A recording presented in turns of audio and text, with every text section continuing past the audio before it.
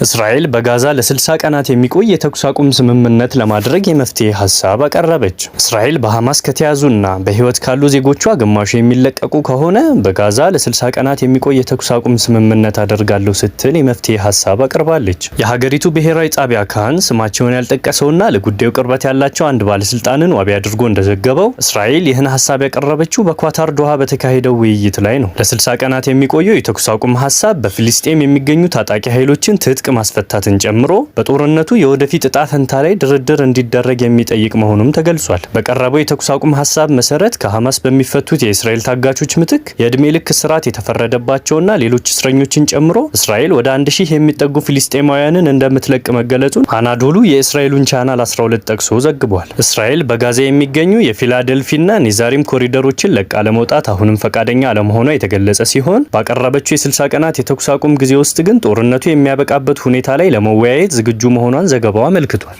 በቀረበው የመፍትሄ ሀሳብ ላይ ሐማስም ሆነ የኳታር አደራዳሪዎች አስተያየት አለመስጠታቸውን አናዶሉ በዘገባው ጠቁሟል።